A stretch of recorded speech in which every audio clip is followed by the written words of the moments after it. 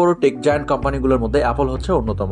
Apple বর্তমানে বিশ্বের অন্যতম শ্রেষ্ঠ এক টেক জায়ান্ট কোম্পানি। ফোর্বসের সর্বশেষ তথ্য অনুযায়ী 3.02 ট্রিলিয়ন মার্কিন ডলারের মার্কেট ক্যাপিটালাইজেশন নিয়ে বিশ্বের বাঘা বাঘা টেক কোম্পানিকে টেক্কা দিয়ে সিংহাসন দখল করে আছে অ্যাপল। শুরু থেকে বহু চড়াই উতরাই পার করে প্রথম আমেরিকান কোম্পানি হিসেবে 2018 সালে আগস্ট মাসে 1 ট্রিলিয়নের ঘর ছুঁতে অ্যাপলের লেগেছে পাক্কা 42 বছর। এরপর মাত্র 4 বছরে বিশ্বের প্রথম কোম্পানি হিসেবে 3 ট্রিলিয়নের মার্কেট ক্যাপিটালাইজেশন অর্জন করতে সক্ষম হয় অ্যাপল। 2022 সালে জানুয়ারিতে অভাবনীয় মাইল ফলক অতিক্রম করে কোম্পানিটি। তবে অ্যাপলের ইতিহাস ও যাত্রা যে সবসময় চাকচিক্যময় ছিল ব্যাপারটা এমনও নয়। অন্যান্য কোম্পানির মতো অ্যাপলকে গ্রহণ করতে হয়েছে ব্যর্থতার তিক্ত স্বাদ। তাদের অনেক প্রোডাক্ট বাজারে আশানুরূপ মাত্রায় ব্যবসা করতে পারেনি। অ্যাপলের এমন ব্যর্থ 10টি পণ্য নিয়ে আজকে আমাদের এই ভিডিওর আয়োজন। তো চলুন শুরু করা যাক। প্রথমে দ্য অ্যাপল 3। অ্যাপল 3 ছিল অ্যাপলের ইতিহাসে সর্বপ্রথম ব্যর্থ পণ্য। অ্যাপল 2 দিয়ে টেকনোলজি জগতে সাড়া জাগানোর পর এর উত্তরসূরি হিসেবে 1980 সালের মে মাসে অ্যাপল 3 কম্পিউটার বাজারে আনে অ্যাপল। কোম্পানির আশা ছিল এটি অ্যাপলের সফলতাকে আরও শীর্ষে নিয়ে যাবে, কিন্তু এর বদলে কম্পিউটার হয়ে যায় অ্যাপলের প্রথম ব্যর্থ প্রোডাক্ট। কম্পিউটারটিতে কোনো ধরনের কুলিং ফ্যান না থাকায় অল্প সময় ব্যবহারে যন্ত্রটি আগুনের মতো গরম হয়ে যেত। অতিরিক্ত গরম হয়ে যাওয়ার ফলে কম্পিউটারের সার্কিট বোর্ডে সমস্যা দেখা দেওয়ার পাশাপাশি সকেট থেকে চিপগুলো খুলে যেত, ফলে যন্ত্রের সম্পূর্ণ সিস্টেমে সমস্যা লেগে থাকতো। এর কারণে অ্যাপল বাধ্য হয়ে বাজারে থাকা প্রায় 14,000 কম্পিউটার সরিয়ে নেয়। এটাই ছিল অ্যাপলের প্রথম কম্পিউটার, যেটা স্টিভ ওজনিয়াকের ডিজাইন করা নয়। দ্বিতীয় প্রোডাক্ট যেটি ছিল সেটি ছিল দ্য অ্যাপল লিজা। অ্যাপল লিজার বিশেষত্ব হলো এই কম্পিউটারে একটি গ্রাফিক্যাল ইন্টারফেস যুক্ত ছিল।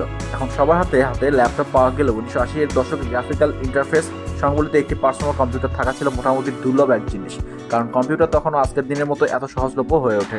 এজন্য পকেট থেকে প্রায় $10,000 খরচ করতে হয়েছিল এই প্রথম গ্রাফিক্যাল ইন্টারফেস সহ পার্সোনাল কম্পিউটার হিসেবে অ্যাপল লিসা কিনতে দ্বিধা করেনি তখনকার মানুষ। তবে বাস্তবতা ভিন্ন। গ্রাফিক্যাল ইন্টারফেসের এই ফিচার বাদে কম্পিউটারটির এত চড়া দাম কোনোভাবেই গ্রহণযোগ্য ছিল না। এছাড়াও ডিভাইসটি ছিল অনেক ধীরগতির, ব্যবহার করাও বেশ কঠিন হয়, ব্যবহারকারীদের বেশ হতাশ হতে হতো। ফলে 1986 সালে অ্যাপল এমন এক সুযোগ দেয় যেখানে বলা ছিল অ্যাপল লিসার ব্যবহারকারীরা তাদের কম্পিউটারের বিনিময়ে $4,100 ম্যাক প্লাস মাত্র $1,500 কিনতে পারবে। অনেকেই সেই সুযোগ লুফে নেয়। কম্পিউটার প্রতি $9,995 তারা প্রায় 10,000 লিসা কম্পিউটার বিক্রি করতে সক্ষম হয়েছিল। এই 10,000 কম্পিউটার বানাতে তাদের খরচ হয়েছিল $150 মিলিয়ন বেশি, যেখানে এগুলো থেকে প্রাপ্ত আয়ের পরিমাণ ছিল $100 মিলিয়ন।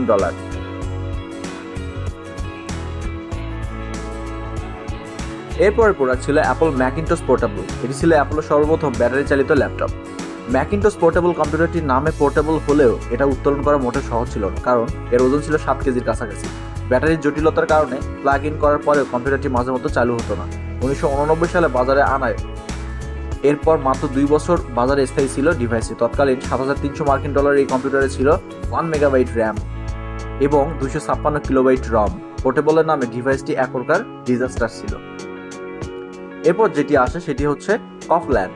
কফল্যান্ড ছিল অ্যাপলের অন্যতম উচ্চাভিলাষী এক প্রজেক্ট। 1990 এর দশকে ম্যাকিনটশ সিস্টেম যুগের সাথে তাল মেলাতে না পারায় অ্যাপল কফল্যান্ড নামের নতুন একটি মডেল সিস্টেম বাজারে নিয়ে আসার পরিকল্পনা করে। কোম্পানির পক্ষ থেকে বলা হয়েছিল কফল্যান্ডের অপারেটিং সিস্টেমটি উইন্ডোজের বিভিন্ন অ্যাপ রান করার পাশাপাশি এটি মাইক্রোসফট উইন্ডোজ অপারেটিং সিস্টেমের সাথে হাড্ডাহাড্ডি প্রতিযোগিতায় নামবে। কিন্তু কয়েক বছর ধরে টানার চেষ্টার পরেও অ্যাপল কোনো আশানুরূপ ফলাফল দেখাতে পারেনি বলে প্রজেক্টটি বাতিল করে দিতে হয়। The Apple পিপিন। কনসোল গেমিং মার্কেটে পিপিন দিয়ে বাজিতে হারে অ্যাপল কোম্পানি। গেমিং জগতে আগে থেকেই সনি, নিনটেন্ডো এবং সেগার মতো কোম্পানিগুলো সগৌরবে তাদের আধিপত্য বজায় রেখেছিল। ফলে জনপ্রিয় গেম নির্মাতা কোম্পানিগুলো এই ডিভাইসগুলোর সাথে সামঞ্জস্য রেখেই গেম তৈরি করত। 1996 সালে প্রতিযোগিতা বাজারে আসায় অ্যাপল পিপিনের দাম ছিল $600। অপরদিকে পকেট থেকে মাত্র $200 খরচ করলে হাই পারফরমেন্সের নিনটেন্ডো 64 কনসোল পাওয়া যেত। উচ্চ দামের কারণে বাজারে 1 বছরের বেশি স্থায়ী হতে পারেনি অ্যাপল পিপিন। এছাড়াও এতে গেমের সংখ্যা ছিল তুলনামূলক অল্প।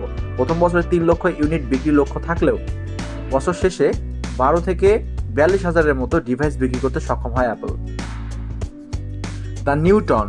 বিজ্ঞানী নিউটন আর অ্যাপল যেন একই সূত্রের কথা। সেই কাহিনীর সাথে মিল রেখেই অ্যাপল তাদের কোম্পানির প্রোডাক্ট দ্য অ্যাপল নিউটন নিয়ে বিপ্লব ঘটাতে চেয়েছিল।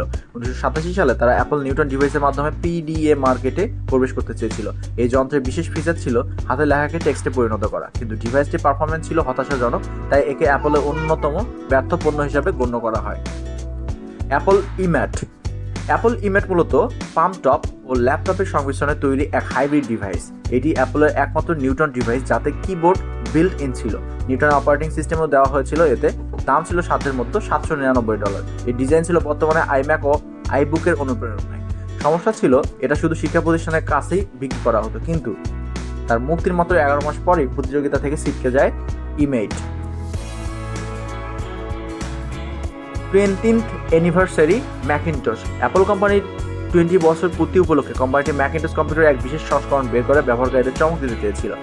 LCD display, FM radio, TV tenure, CD-ROM device, Bose sound system, কি ছিল না এর ভেতরে। একের ভিতর সব ফিচারের জুৎসই উদাহরণ ছিল এই 20th অ্যানিভার্সারি ম্যাকিনটশে। এতে এত সব ফিচার এক কম্পিউটারে যুক্ত করার ফলে এর দাম হয়ে উঠেছিল তুলনামূলক অধিক। উচ্চ দামের কারণেই এই পণ্যটি ব্যর্থ হয়। 1997 সালে বাজারে আসার সময় এর দাম ছিল $7,500। মাত্র 12,000 ইউনিট পণ্য বানালেও তারা ওই দামে তার তেমন বিক্রি করতে পারেনি। পরবর্তীতে দাম 75% কমিয়ে $2,000 বিক্রির মাধ্যমে স্টক শেষ করা হয়। এরপর প্রোডাক্ট ছিল অ্যাপলের G4 কিউব। দৃষ্টিনন্দন ডিজাইন দিয়ে 2001 সালে G4 কিউবকে বাজারে ছেড়েছিল অ্যাপল, কিন্তু বাজারে নিজের জায়গায় বেশি দিন স্থায়ী রাখতে পারেনি পণ্যটি। এর নির্ধারিত দাম ছিল $1,799। এর সাথে কোনো মনিটর দেওয়া হতো না। যেখানে মাত্র $200 অ্যাপলের পাওয়ার ম্যাক G4 কম্পিউটারটি পাওয়া যেত, সেখানে এত বেশি দাম দিয়ে এই পণ্য কেনা অপচয় ছাড়া কিছুই না। তাই মাত্র 1 বছর পরে মার্কেট থেকে হারিয়ে যায় G4 কিউব।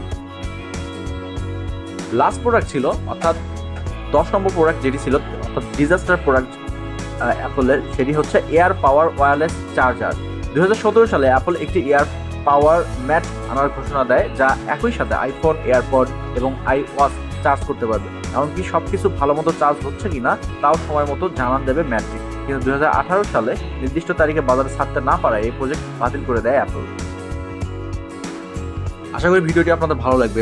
ভিডিওটি কেমন হলো অবশ্যই কমেন্টস করে জানাবেন এবং নিত্য নতুন ভিডিও পেতে আমাদের চ্যানেলটি সাবস্ক্রাইব করে আমাদের সাথেই থাকবেন। কথা হবে নেক্সট ভিডিওতে। ভালো থাকবেন সে পর্যন্ত। আল্লাহ হাফেজ।